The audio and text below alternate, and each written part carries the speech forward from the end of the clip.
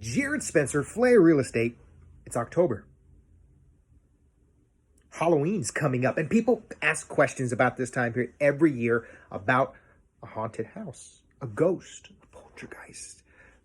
And does that information have to be disclosed, and what do you have to say? Well, just to let you know that a ghost, and there was an article that came out in one of our real estate magazines just this month, because it's that time of year, and it actually talks about this specific thing. It says buyers, sellers, and haunted houses.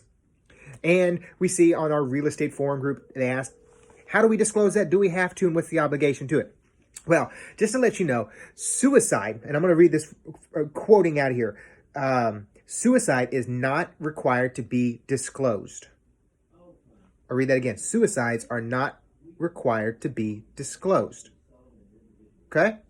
Deaths on a property under certain circumstances have to be disclosed. So say there was a murder, a shooting, a death from unnatural causes kind of things. Those things have to be disclosed, but suicides and natural death do not have to be disclosed. So how do you find out if that happened?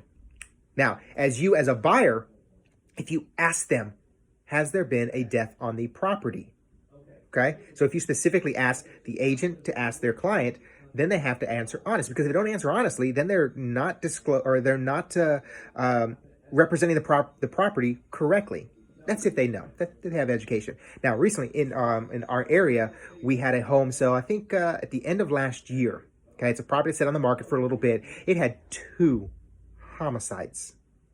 2. And it wasn't disclosed. What information was disclosed?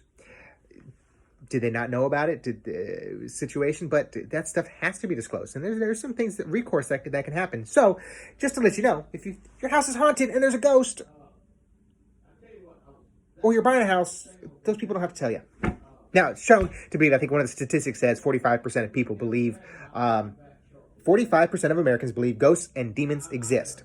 43% of U.S. adults think ghosts can haunt people in places. 36% of Americans say that they have personally felt the presence of a spirit or ghost. And 13% of Americans say they have communicated directly with ghosts or spirits. So guess what? About half of you people out there believe in ghosts and demons, and almost half of you have experienced it firsthand. Is the house haunted? Do you want to know? Ask the client. Ask the agent. Get right representation. But that's it. Ghosts and haunted houses.